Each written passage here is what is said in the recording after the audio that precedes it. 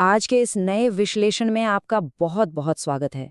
2026 आ चुका है और इस वक्त हम एक ऐसे ऐतिहासिक टेक चौराहे पर खड़े हैं जहां दुनिया की दो सबसे बड़ी तकनीकी क्रांतियां आपस में टकरा रही हैं, आर्टिफिशियल इंटेलिजेंस और ब्लॉकचेन। आज हम इन दोनों के संगम से बने इस एआई क्रिप्टो स्टैक को डिकोड करने वाले हैं। और यकीन मानिए, ये कोई भविष्य की दूर की कौड़ी या कल्पना नहीं है।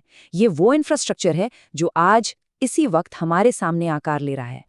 जरा सोचिए, क्या होगा जब आर्टिफिशियल इंटेलिजेंस और ब्लॉकचेन सच में एक साथ मिल जाएं?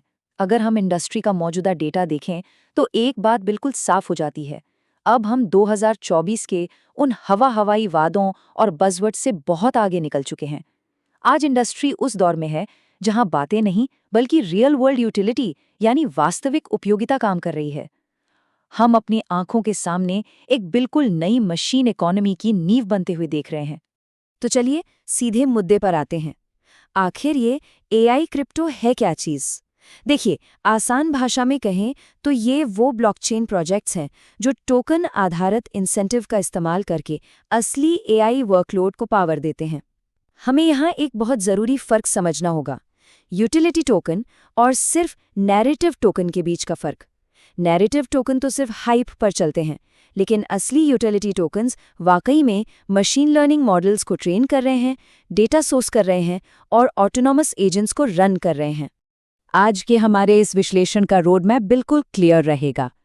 हम शुरुआत करेंगे एआई क्रिप्टो बूम से, फिर समझेंगे डिसेंट्रलाइज्ड कंप्यूट लेयर को, उसके बाद ऑटोनॉमस एजेंट्स, डेटा और नेटवर्क इंफ्रास्ट्रक्चर, और अंत में एआई क्रिप्टो से जुड़े कुछ अहम जोखिमों पर भी बात करेंगे।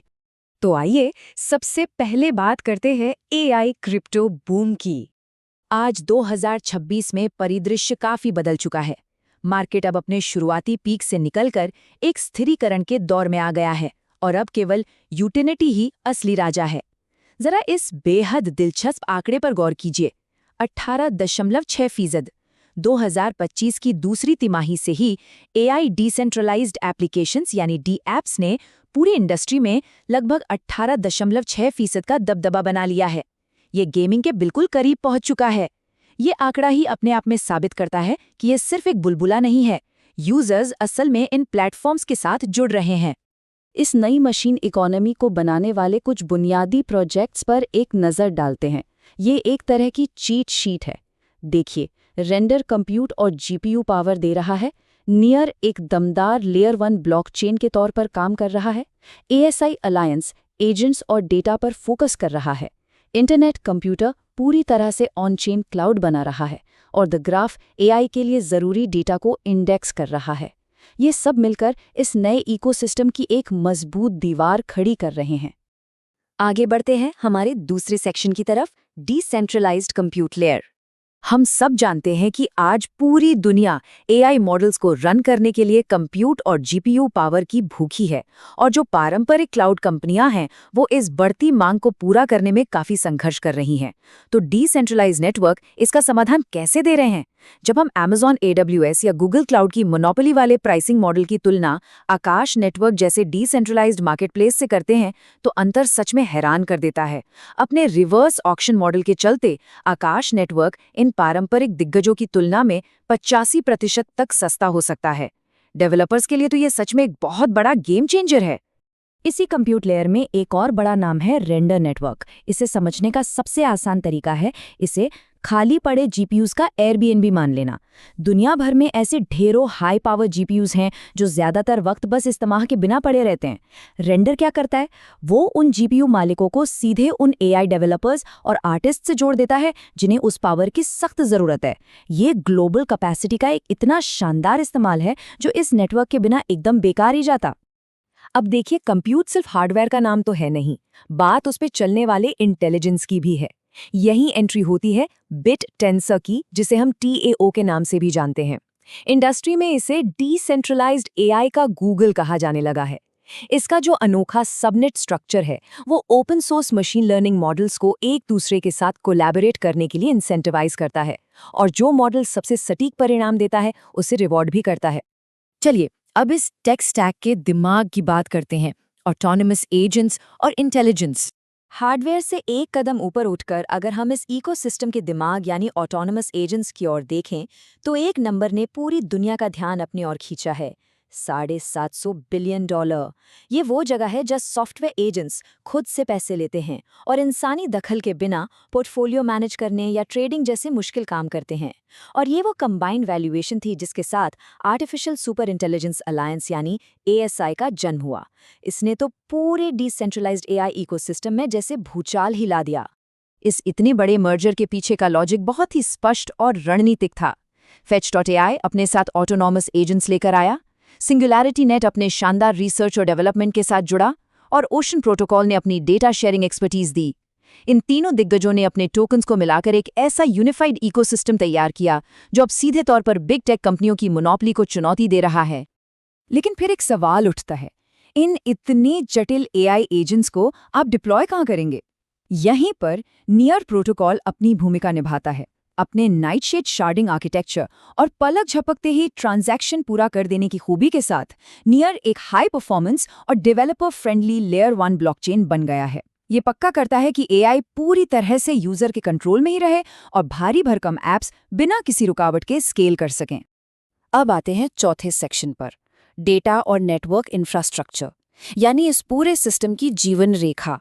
दिमाग और शरीर की बात तो हो गई, लेकिन हर AI सिस्टम को जिंदा रहने के लिए जिस चीज की सबसे ज्यादा जरूरत होती है वो है डेटा। किसी भी इंटेलिजेंस के लिए बड़ी मात्रा में एकदम सटीक और स्ट्रक्चर्ड डेटा का होना बहुत जरूरी है।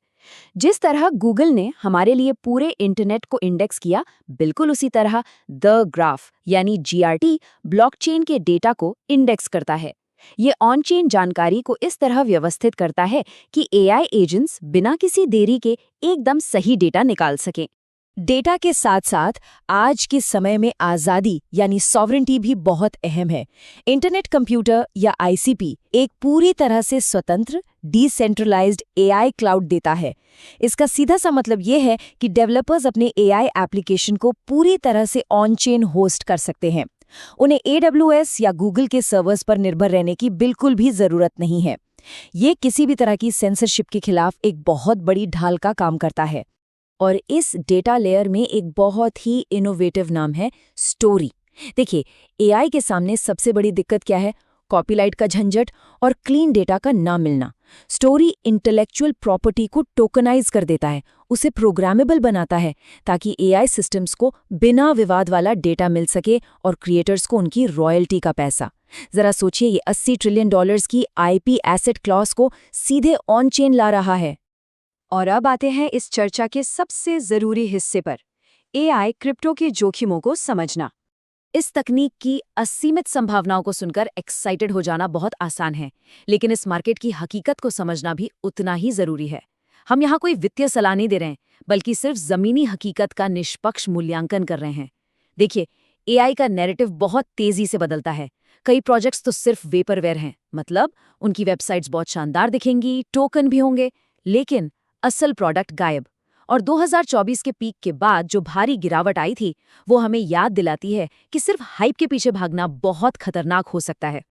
एक बात जिसका आपको खास ध्यान रखना चाहिए वो ये है कि किसी टोकन की कीमत और उस प्रोडक्ट के असल इस्तेमाल में जमीन आसमान का फर्क हो सकता है। ऐसा हो सकता है कि किसी प्रोजेक्ट के टोकन की कीमत आसमान छू रही हो, लेकिन असल दुनिया में उसका कोई यूज ही ना हो रहा हो। इसीलिए किसी भी चीज पर आंख मूंद कर विश्वास करने से पहले खुद से ऑन चेन एक्टिविटी को वेरीफाई करना बहुत बहुत जरूरी है।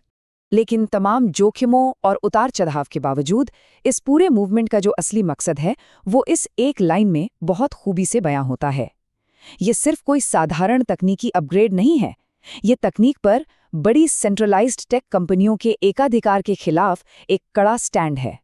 इस पूरे मूवमेंट का लक्ष्य संसाधनों का लोकतंत्रीकरण करना है, ताकि आने वाली मशीन इकोनॉमी पर सिर्फ चंद कंपनियों का ही कब्जा न रह जाए। तो अंत में हम एक बहुत बड़े और अहम सवाल के साथ अपना ये विश्लेषण खत्म करते हैं। क्या डिसेंट्रलाइज्ड AI वाकई में बिग टेक कंपनियों को पछाड़ पाएगा? इंफ्रास्ट्रक्चर बन चुका है, एजेंट्स डिप्लॉय हो रहे हैं और डेटा लेयर भी बिल्कुल तैयार है। अब बस ये देखना बाकी है कि ये ओपन सोर्स और कम्युनिटी द्वारा चलाया जाने वाला सिस्टम उन मोनोपोलीज को कैसे मात देता है। ये एक ऐसा टेक एवोल्यूशन है जिस पर हम सभी को बहुत करीब से नजर रखनी चाहिए। हमारे आज के इस विश्लेषण से जुड़ने के लिए आपका बहुत बहुत धन्यवाद और ऐसे ही नया सीखते रहें।